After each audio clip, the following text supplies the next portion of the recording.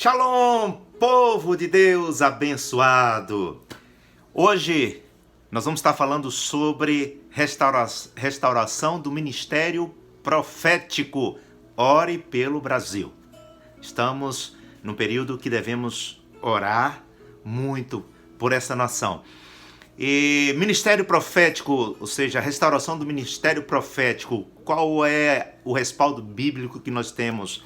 Vamos só nos reportar para os profetas maiores e os profetas menores para termos uma ideia. Por exemplo, Elias, ele restaurou o ministério profético. Elias, lá no Monte Carmelo, ele levantou um altar ao Senhor e desceu fogo dos céus.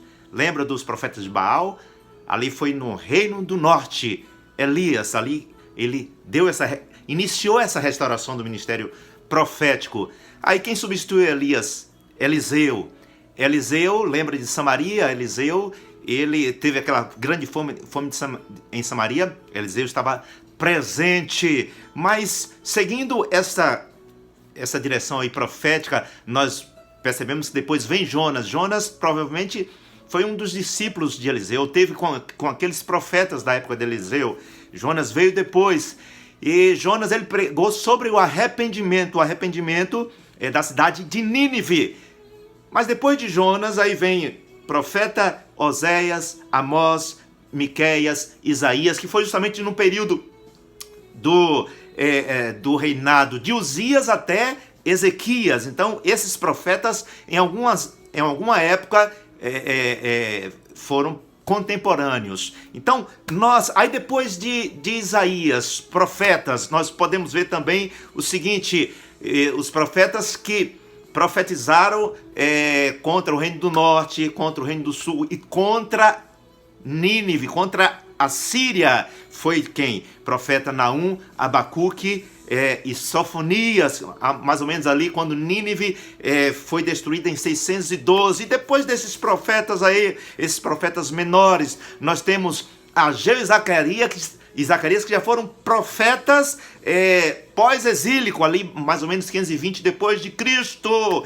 E aí depois tem Joel, que às vezes as pessoas pensam, foi lá 800 anos de Cristo, mas o mais certo que foi também pós o exílio. Joel que fala assim, sobre o derramamento do Espírito sobre toda carne. E Malaquias, finalizando, o último profeta que escreve o livro de Malaquias. Para alguns, ele não foi o último, mas eu acredito que ele tenha sido o último na época de Esdra, na época de Neemias, naquele período da restauração da palavra, restauração dos muros de Jerusalém. Ageu e Zacarias foi no período da reconstrução do templo.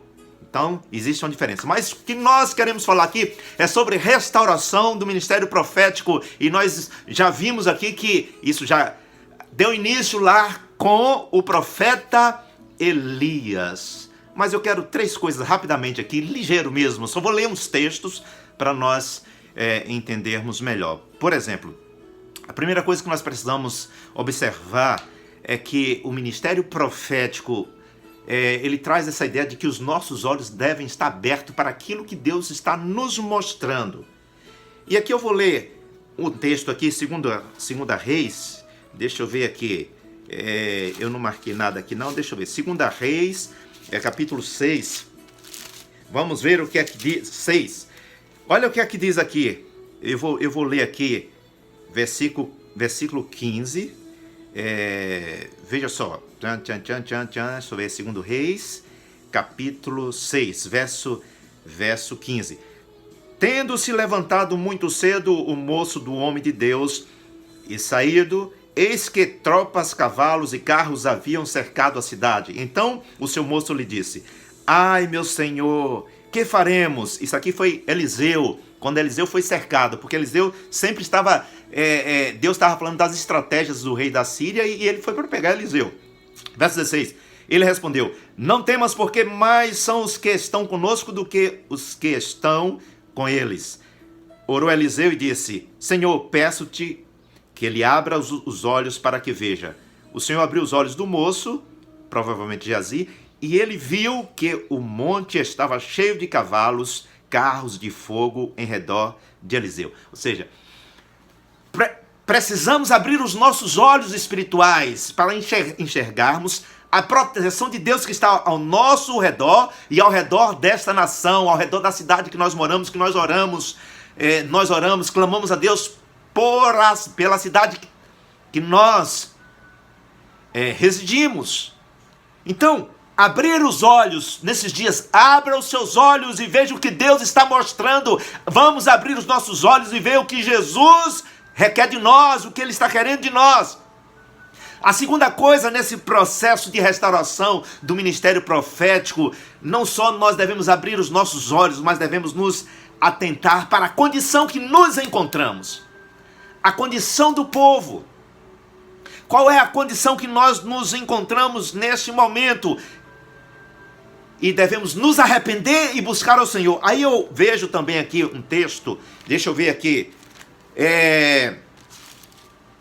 Oséias capítulo 2, era para eu ter marcado, Oséias, Oséias, capítulo 10, vejam só, Oséias, olha só, verso 12.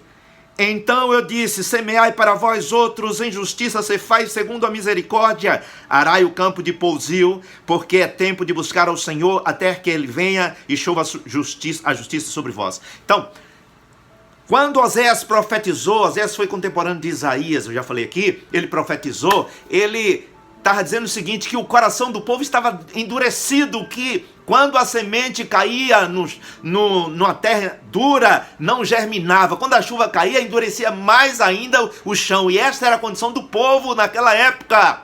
E o povo precisava se arrepender e buscar o Senhor. Então, na nossa época, nós precisamos nos arrepender e buscarmos ao Senhor até que Ele venha. Não podemos desistir. Ministério profético, o profeta Oséias falando isso para nós. Deus falando para nós, precisamos nos arrepender e buscar ao Senhor, precisamos permitir que o Senhor passe o arado no nosso coração de carne, assim como o arado é passado numa terra dura para afofá-la, para que a terra venha produzir, venha germinar. Também vamos permitir que Deus faça o mesmo no nosso coração, para que possamos ver, enxergar o ministério profético nos nossos dias. E a terceira coisa que nós precisamos nos atentar, queridos, é que a nossa segurança é o Senhor.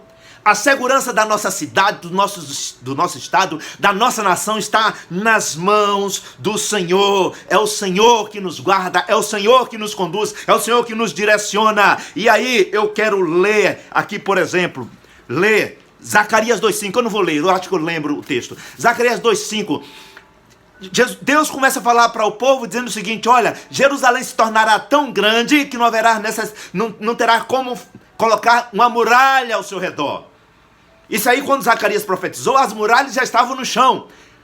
Aí ele fala o seguinte, no verso 5, ele diz assim, me tornarei como uma muralha de fogo ao redor de Jerusalém e a minha glória estará no meio dela, mostrando o seguinte, que não é a segurança bélica, não é a segurança política, não é a segurança humana que vai nos guardar do mal, mas é o Senhor, é o Deus Todo-Poderoso.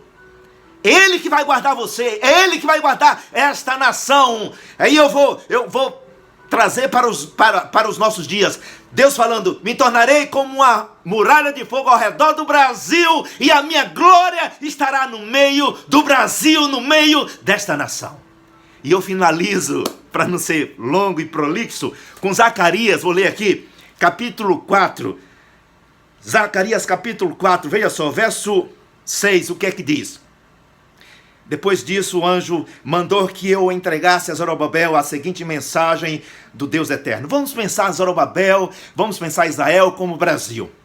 Não será por meio de um poderoso exército, nem pela sua própria força que você fará o que tem de fazer, mas pelo poder do meu Espírito. É pelo Espírito de Deus. A guerra não é uma guerra física, mas é uma guerra espiritual.